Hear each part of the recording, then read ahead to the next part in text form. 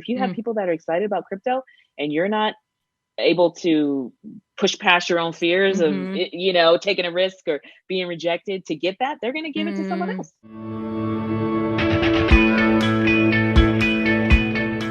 Welcome, everyone. I am so excited to be here today with my old friend, Veronica Hash. Veronica, thank you for joining me on the show.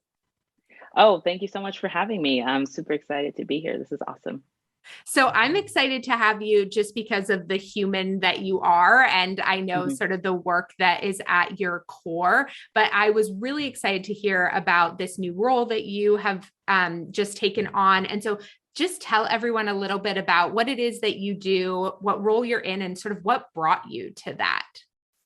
Yeah, so I am the manager for belonging at Coinbase, which is our, DEI, equity and inclusion program. And I've been managing it for about a year. It's been fantastic. I've been at Coinbase for 2 years. And for those of you who don't know, Coinbase is actually a cryptocurrency platform. And it's really, in my opinion, one of the most trusted, easiest to use platforms. And we really have a mission where we want to increase economic freedom in the world. So that underlines everything that we do, whether it's like products that we make or different geographies that we go into. We really want to make sure that crypto is available for as many people as possible. And then for me, I ended up here basically, it's just the universe always opens those doors. And I know, both of us have that spiritual background. And I think for me, after I left my dream job, which Mhm. was working at Pandora Music in Oakland, California, I, I was pregnant with the second kid and I realized I didn't want to go back to being an executive assistant. It was a really 24/7 type of life. And, I didn't think I'd be able to balance that. And a recruiter reached out to me about Coinbase. And I already had a great experience with crypto and Bitcoin. I'll tell you more about that in a little bit. Mm. And it was awesome because I felt like it was perfectly aligned with everything I wanted to do. I was going to have a lot more autonomy and freedom. I was going to be able to work from home sometimes. This was even pre pandemic. And I was working for a company that I knew I believed in the mission, but I also believed in the product itself. And it was just all a great culmination. Mm, I love that. Okay, so imagining that some people are coming to this conversation, have heard the word cryptocurrency, but maybe know only a limited amount beyond that. Can you just Yeah. give us like the 101 of like what is crypto? Yes, it can be really overwhelming for folks that are new to think like, okay, it's too complicated. I don't want to get involved. It's digital money. So instead of you going to your ATM, pulling out your bank card and getting cash, you can use cryptocurrency just the same way. So it's built on this underlying technology called the blockchain, which is really a unique way of kind of it's a unique way for a technology to kind of cut out the middleman. So, for Mm. instance, if you're just using like a regular banking system, you have to pay all these fees, has to go through all these different intermediaries. But with blockchain, it just goes from one user to another user directly. And because of that streamlined nature and the open source nature of it, people really feel like they have more ownership over their money and they have more opportunity, especially in countries that are struggling right now. Mm. Okay, I have about a million like questions about the economics that I'm just going to kind of hold my horses on because what I really want to dive into with you is okay, so what does this mean for Coinbase, for sort of a company on the scene to Mhm. be pushing the envelope in terms of what money looks like, what value looks like, how do we even decide that something is valuable, and then how that relates to this position that you're in around creating belonging. So Yeah. because I love that word, I love that that word is in your title. Can you tell me what does that mean to you? Like when you think about belonging, what does that mean to you? Yeah. So Coinbase is obviously a for profit company, right?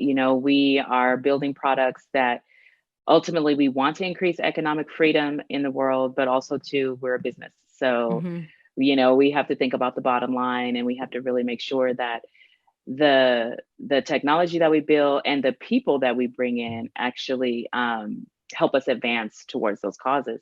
So for me, belonging is the portion of what I can kind of control. The world is crazy, right? There's like all kind of stuff going on all the time outside of these walls, let's just say. So what I'm tasked with and what belonging means to me is when someone comes in the doors of Coinbase, whether they're a contractor, a vendor, a full-time employee, someone that we're interns that we're bringing in fresh out of college, like they should have an experience where they feel like they belong here and that they can do their best work here. And so whether that's supporting them through employee resource groups or whether that's pairing them up with new buddies once they start, like we really want to make sure that there's that connection. And especially in the remote world, like belonging takes on even more of a front and center importance because we're not in the office, we're not seeing each other every day. So how do we make sure that that continues on? And that's really what I do on a day-to-day basis. How much of your work is sort of rooted in the why behind Coinbase? Like in terms of creating belonging, do you focus on sort of the identity of people committed to economic freedom? Like, is that at the core of bringing people together? You know what? Our mission is really the core of bringing people together. Actually, our CEO has definitely made it clear publicly that we are a mission focused company. And there's a lot of great causes that we can be involved with. And we've decided that this is the one that we are going to focus on. So it is at the kind of core of everything that we do.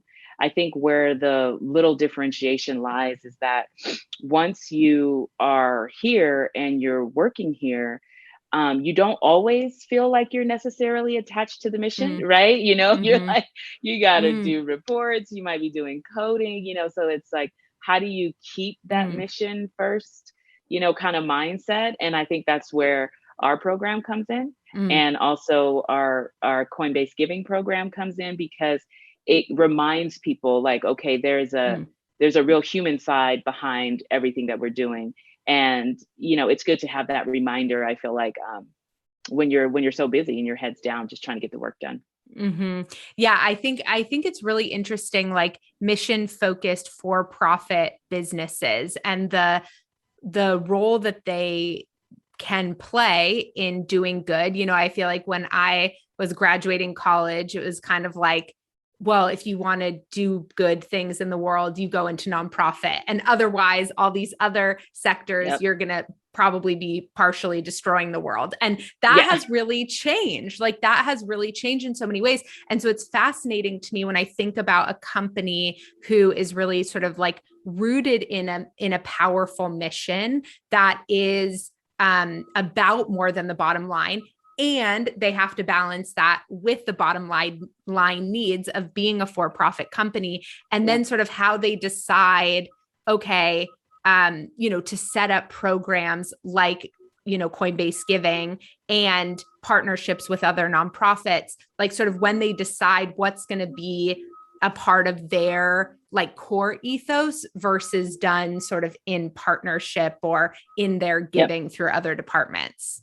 Yeah, I agree. I remember because, I have this history of nonprofits and, that's how you and I met. And I always felt that if I left the nonprofit world, I would be kind of selling my soul, right? Going to corporate. And I remember a mentor that I had, she said, you can do a lot of good in corporate because they have resources. They have money. And as you know, that's like always what nonprofits are trying to figure out. How do we keep funding? How do we get the money? How do we get the grants? How do we ask for it? And that's what, your platform is all about. So when I made the jump to corporate, I realized that I had an opportunity and I could also do it in a way that wasn't as intense, because when you're in Mm, nonprofit all the time and you're it's like it gets heavy. It can get heavy. mm, And that heaviness was weighing on me so much to the point where I didn't want to do this type of work at all anymore, mm, because I felt like I couldn't balance the kind of emotional weight that, that mm, social justice can carry with it, right? mm, So once I kind of backed away from the work and I was like, okay, I'm just going to kind of keep my head down and make some good money and start a family, raise some kids and all that.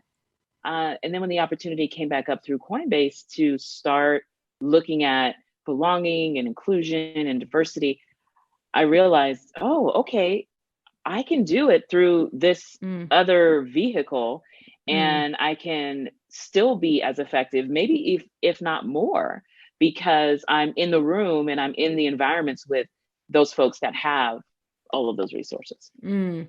I love that. Okay, so tell me a little bit about Coinbase Giving. Coinbase Giving is an amazing program. I work very closely with the program managers and the director of Coinbase Giving. And when I have to say, these are some amazing humans, they are absolutely Mm, amazing. So the program itself was started last year, and was it last year, 2021, late 2020, right around there. who knows And what's what anymore? I know. Oh my gosh, it is so true. It is so true. It's Monday, right? Yeah. So, um, anyways, the program spun up as an opportunity for Coinbase to really focus on nonprofits and other entities that were really doing things amazing with crypto to Mm, advance the mission of increasing economic mm, freedom. So we didn't want to tie up the business with that. So when they started Coinbase Giving, it was really great because it gave me as an employee an opportunity to be like, wow, look at what my company is doing. Like mm, this is great. And now that I work so closely with them and I see the type of programs that they're funding, the most recently they funded donations, crypto donations for Haitian refugees. So mm, basically, when you're in a country that is, really has a lot of time, a really hard time with the economic system, you can use crypto to kind of bypass that, send mm, them the money directly, and they're not having to deal with, like, I don't know, mm, issues with the banks or corruption or just so many plethora of other things. Even just sometimes getting to a bank can be mm, difficult for people. So, long story mm, short, I think that Coinbase Giving is probably the next wave. If your mm. corporate company doesn't have something like that, I'm sure that it'll be coming soon, because it's an opportunity, I think, to really, you know, put your money where your mouth is and really do right. And I think that they're doing an outstanding job, and they're continuously looking for more people and more nonprofits to donate to. Mm. And so when they think about so the nonprofits that they're looking to partner with, it sounds like it's sort of part of the same overarching mission. And so it's sort of figuring out, okay, where are there still sort of gaps in how we as an entity, because we are still a for-profit business, like where are Yep, the gaps in terms of how economic freedom is being realized? And those exactly. gaps we're going to fill with philanthropic Yep, crypto. yep. Hey, And you're doing good. You're doing okay. good. You got it. Yeah. So I love that. I mean, to me, that also just feels so like that alignment just feels so clear, right? It's not like, okay, yeah, we're doing this thing over here. And then, you know, our founder cares about these other three random things. And so our giving is Yep. over here. And my guess is that really does create, even when you think about sort of the internal community at Coinbase, some really powerful, storytelling and Mhm. connections for folks who Mhm. are doing that daily grind work where maybe they are feeling disconnected from the mission, but they Yep. get to be reminded of that sort of through this integrated program. Yeah, alignment is so key. I mean, in any organization, I don't care if you have 10 employees or if you have 10,000 employees. And when you are aligned and focused, really, really focused on what you want to do, you're willing to take the time that it takes to get there. You know, these things don't happen overnight, instantly. It is amazing. I think this is the most focused company I think I've ever worked for. And that helps me. It helps me on a day-to-day basis to know where I'm going, what I'm supposed to be doing, helping me look at my annual planning, even for the year. And then this is something that I think everybody is working on or learning how to do, is to prioritize. Because when you have so many good things that you can do, but you're just one person or one team or one business, you have to put that focus in place, or you really will find yourself burning out. Yeah. Yeah. Okay. I want to go back to something you said at the beginning around part of your reason for going to Coinbase was because of your own personal experience with crypto being really positive. Can you tell me more about that? I would love to. So my crypto story is so exciting. This was 2013? It was a while ago. My husband used to be in the stock exchange, and what was I doing? I think I was still teaching dance. So I was teaching dance to kids and, trying to make it in the Bay Area, my little dance career. He was a server. So we didn't have very much money at all. And we decided, he had been reading up about Bitcoin, and he said, let's just take a gamble and let's just buy some Bitcoin. And I think it was maybe $3,000 worth, something like that, which was a lot for us back then. And we're like, okay. And we just decided, okay, we're just going to forget about it. Just leave it in Coinbase and see what happens. And so in 2018, there was a big, what they call bull run. And what that means is that the price like skyrockets, and it becomes really lucrative to have Bitcoin. And so we cashed out. We were like, wow, let's do it. So we ended up making a good amount of money and being able to buy our first house in the Bay Area, which is like a huge deal. It's very expensive, as you know.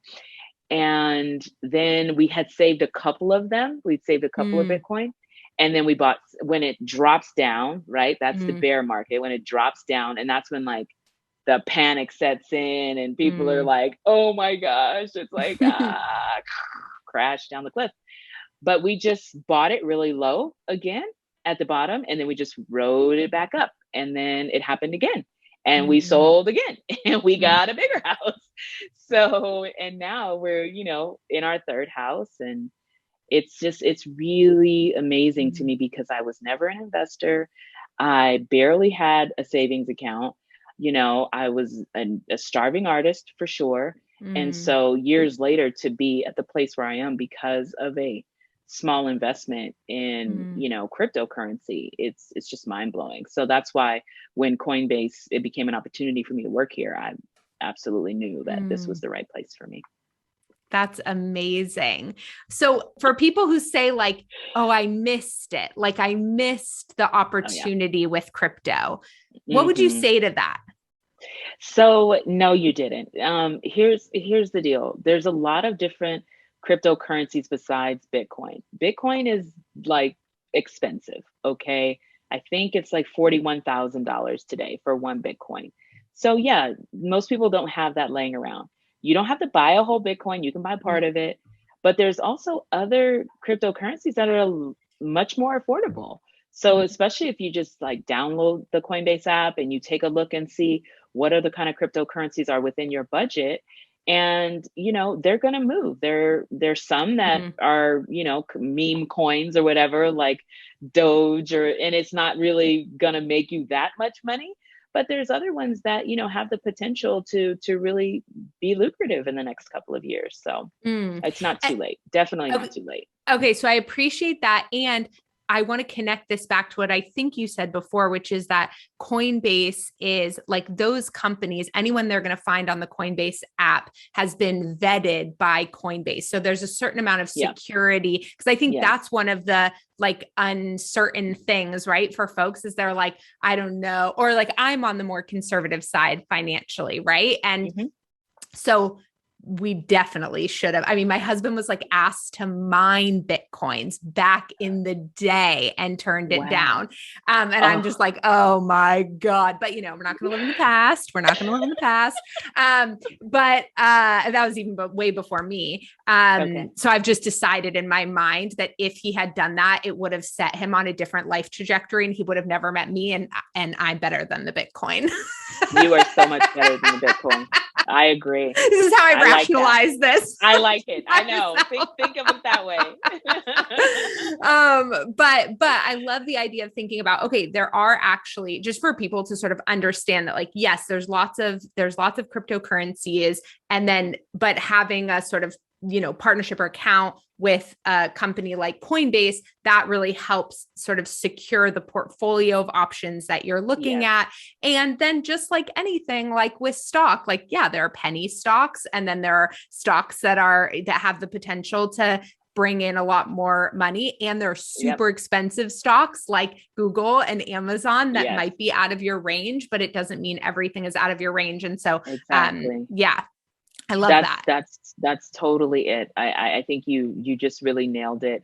That's funny to hear about your husband. And I love the way that you thought about it because, you know, truthfully, we all may feel like there's opportunities that we've missed in life or things that we've passed by. But I really believe that things have a way of coming back to you if they're meant to be. So, you know, even if someone is listening to this podcast right now and they're like, oh my gosh, I should have done this, I should have done that.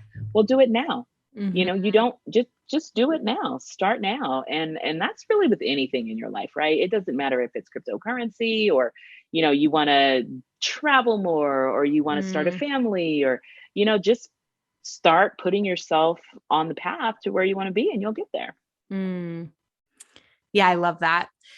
There's something I want to explore that I don't have totally like fleshed out in my own head, but there's this piece around the way that I feel like crypto embodies this sense of abundance that we don't see in other forms of like currency, perhaps in the same way. And it has the potential to also have those scarcity feelings around, I missed it. There isn't enough. Bitcoin's so expensive right now.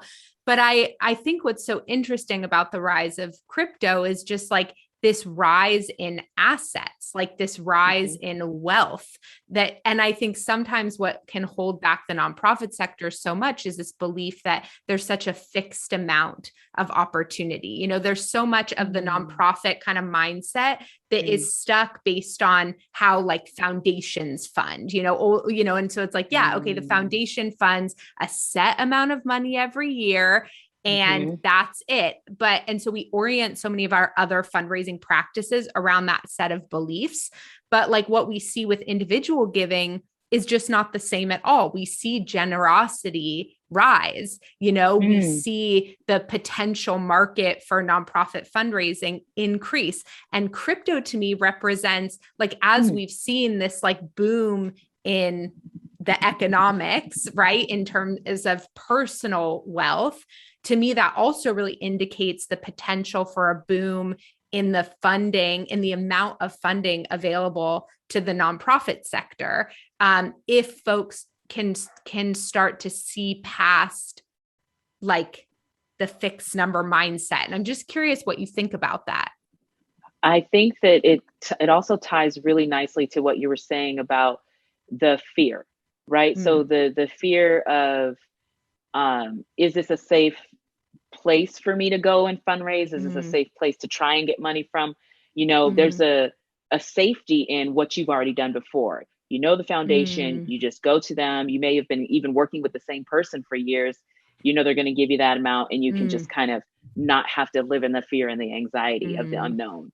So that's ties in really well with a company or like ours, which does really try to say, okay, we're going to vet, we're going to, work with regulators in different countries so that we are really trying to abide by those laws and those rules and not just be the wild, wild west out there. So there's something to be said about working, not just going in blindly, like, okay, yay, there's free money out there.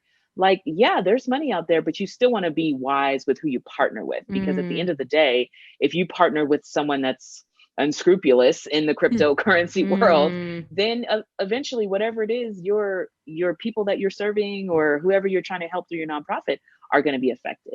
So you definitely want to mm, be wise, and you want to do your research going in.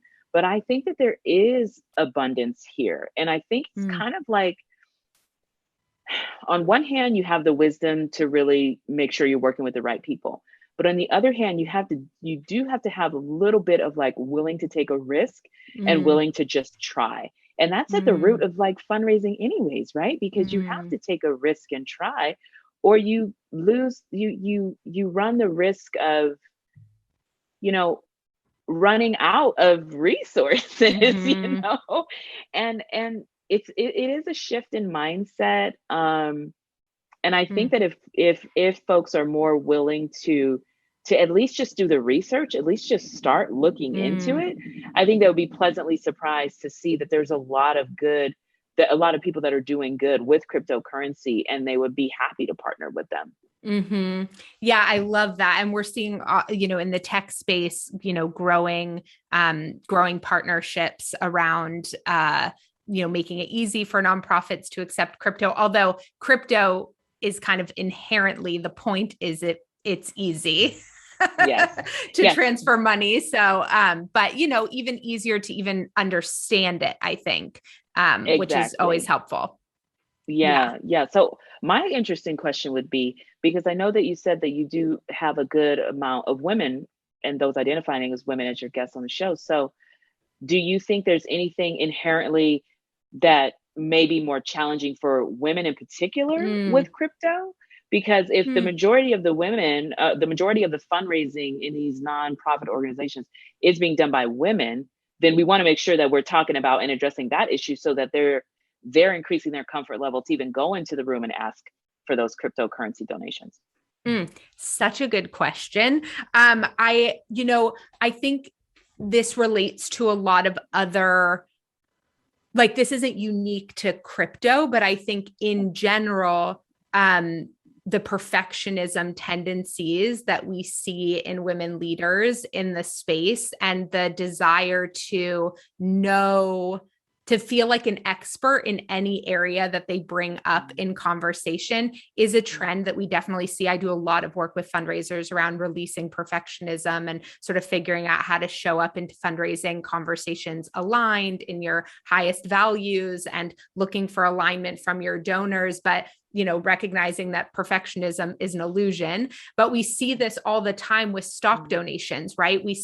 I hear fundraisers all the time saying that they don't want to bring up stock donations because they don't understand exactly how they work or the impact it's going to have on taxes and all these things. And so I actually think the biggest barrier is just releasing the narrative that you do need to know everything about it. And instead just being able to say things like, hey, we're making an effort over here to accept assets in a variety of different ways. And I'm Yep. curious about your interest in investing, cash versus crypto versus stock. And do Wow. you need some additional resources or support from me and materials that I'd love to go collect to facilitate that for you?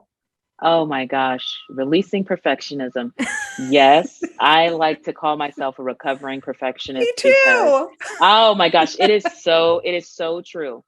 Um, it is so true. You do not want to feel like you don't know what you're talking about. Like to be able to say I actually don't know, but I can find out, Mm-hmm. Um, so that's really good that you're working at like the root of Mm. the issues, because then we can really start making like change by leaps and bounds, and see folks just jumping ahead.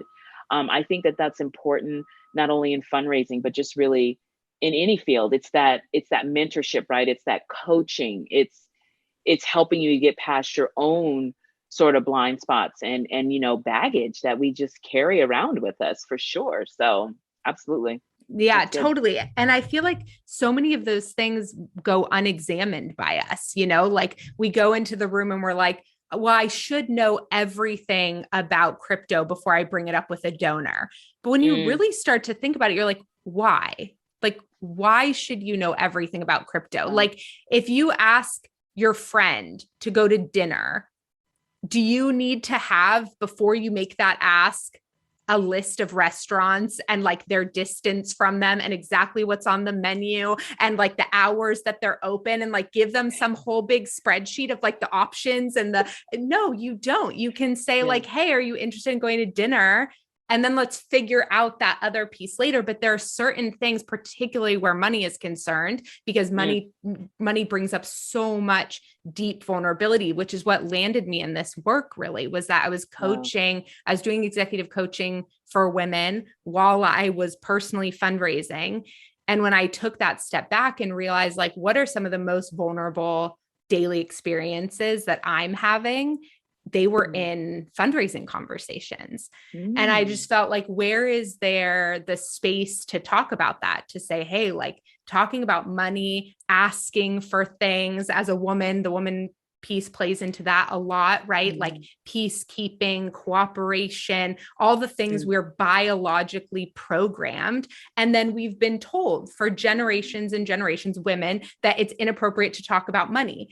And then we find ourselves in positions where we're supposed to be talking about money. We're super uncomfortable. And we think that's our fault. We're like, oh, I'm just a bad fundraiser because I feel uncomfortable fundraising. It's like, no, you feel uncomfortable fundraising because women have, since the beginning of time, been told not to talk about money, because there's all this stigma around giving in the nonprofit sector. There's all these, I've been like taking like on my phone, recording when I see fundraising come up in like movies or TV shows, always in a negative light.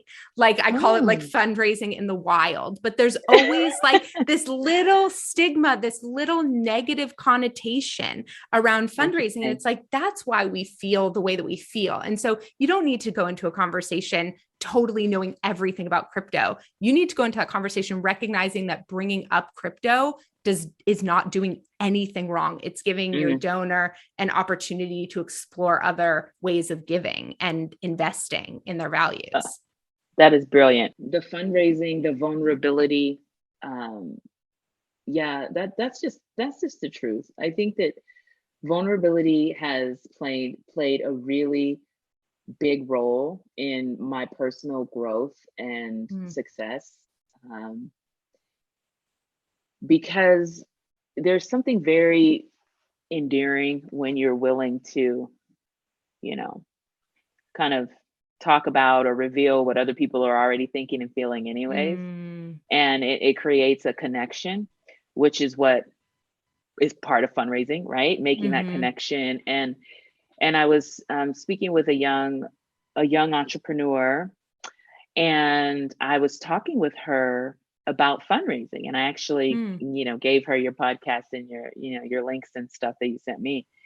And she said it was really helpful because she was going to go into the room with Microsoft, and you could like, that's a big deal, right? That's a lot of money on the table. And she was nervous, understandably. And I told her, well, you have to remember, at the end of the day, do you believe in what you're doing? Do you really believe that this is something important in the world and you want to make it happen?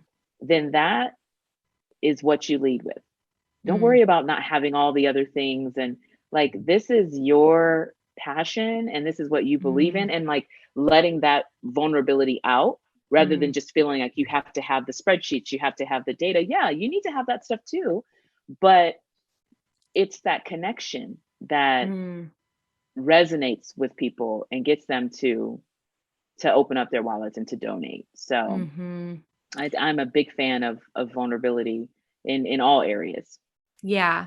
And even knowing that like you're a human too, it's, and it's interesting, like this spreadsheet piece. Cause I remember interviewing this venture funder once, and he said, men walk into the room and they're like, I'm worth $20 million. So my company is worth $20 million, for like seed funding. And they were like, and then women walk into the room and they're like, on slide 20, line 6, you'll see exactly. And the guy was sort of like, listen, like this is seed funding. Like we're all taking risks here. Like what I need to know is like, how aligned you are with your mission. Are you living and breathing it, and how much you believe in it and the confidence you carry around that? And it's interesting because there's so many cultural systemic issues that prevent people, it's like kind of killed me a little bit to hear like you fund based off confidence.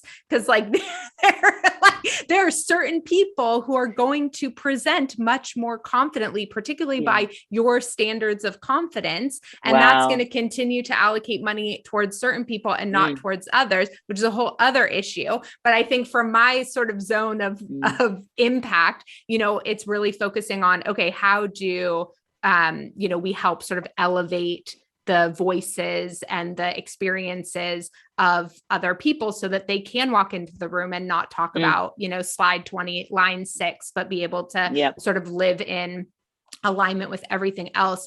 I'm curious about the role you think crypto can have. Like when we think about the like economic freedom and perhaps, redistribution of wealth in certain aspects, how do you see crypto being able to perhaps correct for power imbalances that like the banking system and all that bureaucracy continues to, operate through, systems of oppression, frankly? Yeah. Well, I think there's a lot of good case studies and examples when you look at different countries. So if you're looking at a country, maybe a South American country that is dealing with inflation at levels that are make it impossible to live, right? I mean, your money, or you have a government that has decided that they're going to take your money. They're going to freeze your money. And it's because you're a part of some sort of political class that maybe they don't really agree with, right? So you're dealing with the losing control. And it's not your fault. It's not your fault that you live in a country where that's going on. It's not your fault that, the leadership in power has, decided that they want to be tyrants. Like sometimes you just have to deal with what cards you're given.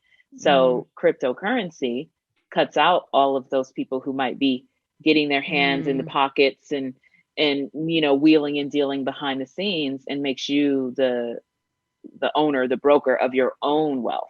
And that's the game changing kind of aspect of cryptocurrency.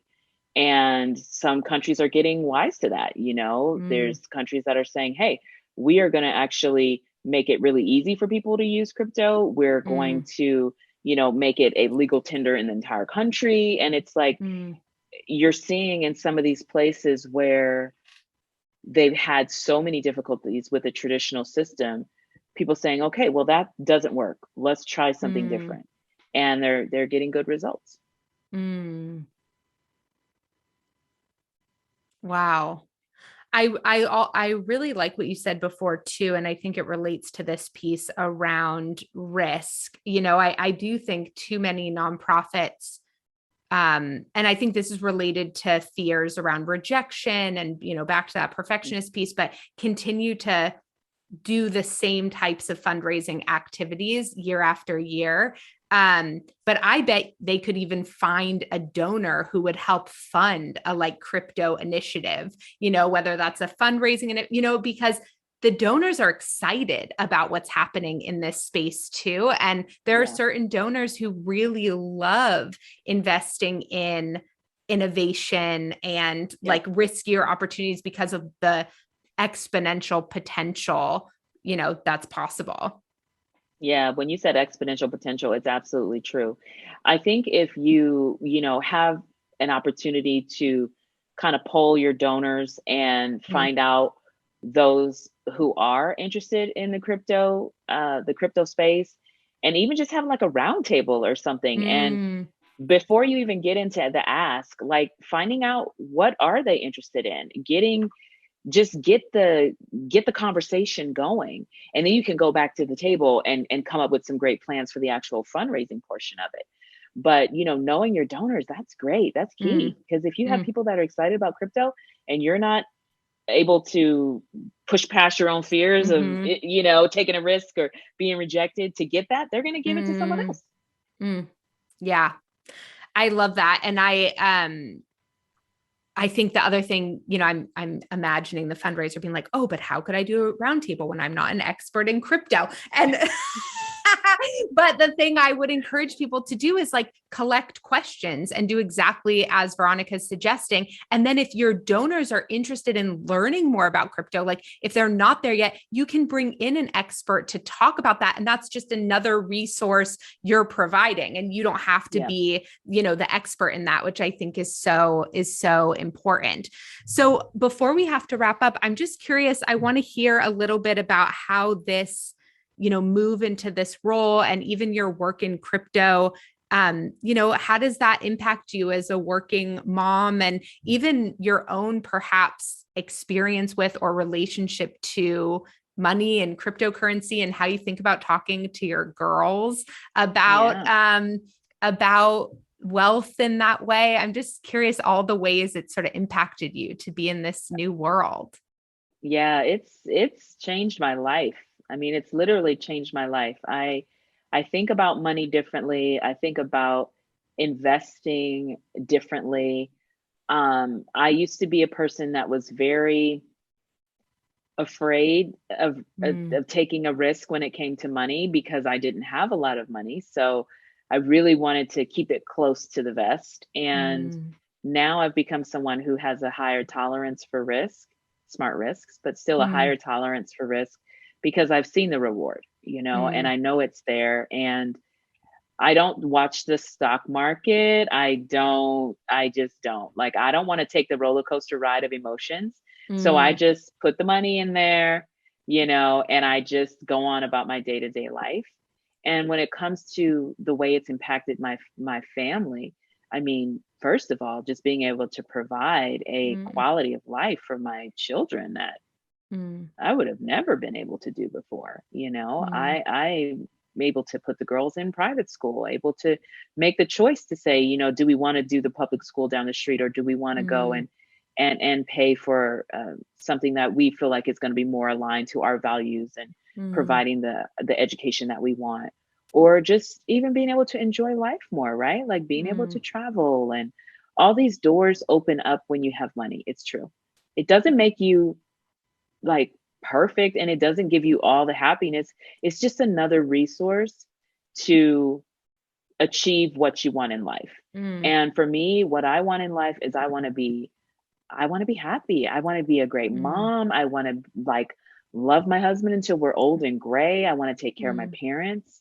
And this, crypto and Bitcoin and all of that has allowed me to, open my home for my parents to move in with me and help give back to them after everything that we've been through over the years. So it's a big deal. And the girls, they're right in it. Like they talk with their dad all the time. The big thing that we're into right now are NFTs. So we're collecting digital art, and the girls are like, "Oh, daddy, what NFT is that?" And they're living the digital world. So in another 10 years, I don't know how far ahead of us they're going to be. This is going to be the norm for them. And so I definitely think that as a mom, I feel very proud of the choices that we've made as a family and all that I've been able to bring to the table because I've been willing to take some risks. Wow. There's so many things I love about what you said. But one of the things I kind of want to double click on just for a second is I think sometimes, especially in the nonprofit space, money and wealth get demonized a little bit. Like you don't want to say things about how much money you have or what it allows you to do. And I just think all of those pieces need to change if we're going to change the way we move money into this sector, if we're going to change the way we show up as fundraisers. That was for me one of the most mind-blowing experiences I had. That part of what set me on the journey to here was looking at the relationship between how I was personally handling money and how I was uncomfortable fundraising. And I was watching like my own fears around spending money. And I was like, oh, well, no wonder I'm so uncomfortable inviting people to give me their money because I am so afraid to spend my own money. And it's like, it's just like money is such an integrated like energy, in us Yeah. and in how we live. And so I think being able to say, yeah, like money doesn't fix everything. It won't fix everything. Spoiler alert. It won't fix everything for your nonprofit either. If you Wow. are if you are running yourself ragged and not having boundaries and, Yeah. not prioritizing as an organization, all the money in the world, we have Mm, a narrative that the money is going to solve that mm. problem. It's not true. And so it just like what you said, like money isn't the solution to everything, but it opens up access, it opens up opportunities, and it opens up our personal and organizational ability to achieve our goals. Absolutely. I mean, I could not agree more.